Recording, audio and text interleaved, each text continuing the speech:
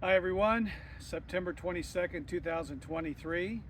This is the first of a few videos I'm going to do updating what we're seeing with Grizzly clonal rootstock versus the other standard walnut clones that have been in the market for a while, VX211 RX1. You won't see a lot about Blatch here because Blatch gets so much crown gall in places where I've worked with growers for a long time and put in Grizzly in trials and in full orchards.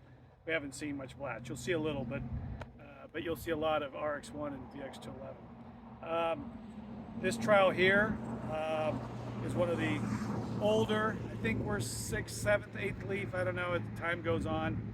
This is a Livermore planting on VX211, and embedded within it is 4 replications of 5 trees each of Livermore on Grizzly. We wanted to not just test Grizzly with Chandler, but try to put it on anything we could. You can refer back to 2022 videos. This is a replant orchard after probably 70 years of eurekas or something on black walnut, not fumigated, was fallowed for a while. Every soil type here, from sand to clay back by the levee, seepage, all kinds of stuff. So I'm going to pick the camera up, walk around a little bit, and talk about what we're seeing. I think things will be pretty obvious. So let's go for a walk.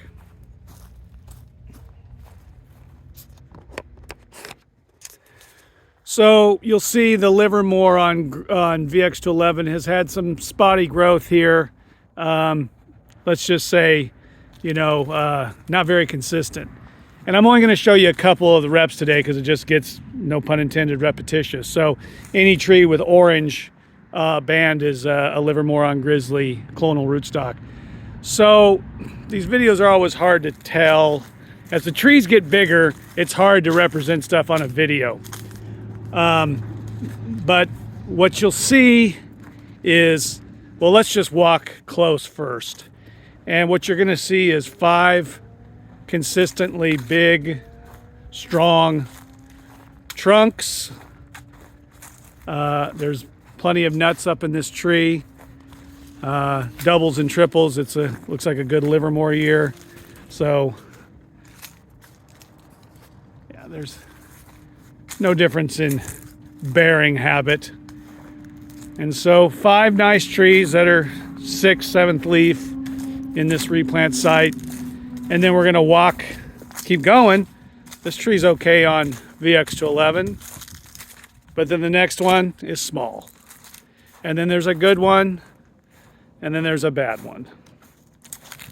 And we come to this side, the row next to these trees, and well, you can really see the sunlight on the floor. So we've got productive, happy trees here. I'm going to see if I can represent. What you can really see is, you can see the better shade, meaning bigger canopy, but also just how much taller these trees are. So you show it through there. Putting on nice new growth, still filling the space. And I mentioned, I know it's just difficult to really represent this. You need a drone and all that, and I'm beyond that level of sophistication. Or that's beyond my level of sophistication. But anyways, there's the last tree on Grizzly, and you can see the very next tree on VX211 is literally a good 10, 15 feet shorter. One interesting thing I've commented last year is because Livermore is half Howard. One thing we've seen horribly in this orchard is every year the trees just shattering and falling apart. And here you can really, trees breaking off completely and having to be suckered back up from a foot above the graft union. And of the 25, 30 trees that are on Grizzly out here, we saw very little limb breakage and no catastrophic breakage. So a healthier tree on a more stress tolerant rootstock will actually help breakage, and we've seen that out here. So even though it's carrying an equal crop up on it for its size, it was able to handle it better. So anyways, VX211 row, and then you see the row on Grizzly, and you see the shade pattern, and then back into a VX211 row. Inconsistent, and that's something we do see with VX211 and replant. So anyways, I'm going to pause it here and walk over to one of the other treatments, and it's a little different spot. Okay, we're back. This is a much rougher, just full lesion nematode, low nutrition, 75 years of walnuts. So these livermores are obviously on VX211 are having a tough time. So I'm gonna, and like I said, some are doing pretty good, but a lot of inconsistency. So coming up on the left-hand side is a 5 treatment of Grizzly, and you're gonna see again the consistency of growth.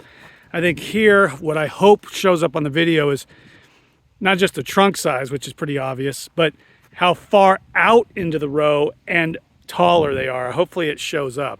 That these are just, I mean, you can measure trunks, I can put it on a chart, but I like to try to show people. So hopefully you can see that these trees, these livermores on Grizzly are just way further out into the row, much taller, and again, the consistency.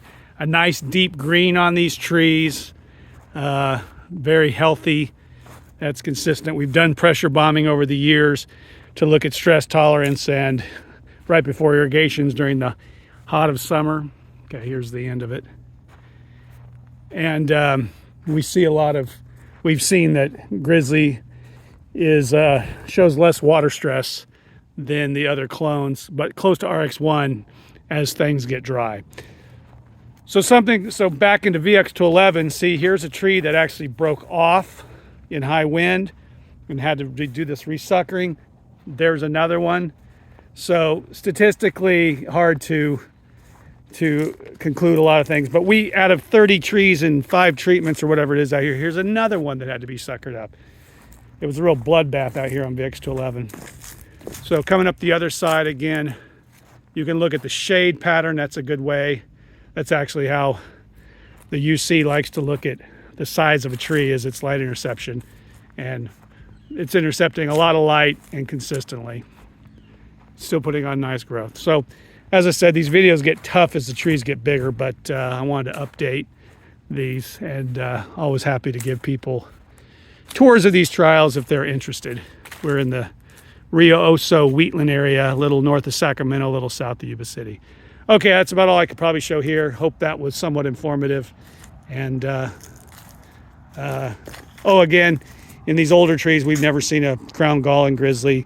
In 18, 20 acre plantings that are several years old, we have never seen a crown gall. So we're yet to see a crown gall on Grizzly. Someday we will, but it's clearly a rootstock that is not prone to crown gall in any significant way. So, size of Grizzly, size of VX211. Okay, thanks.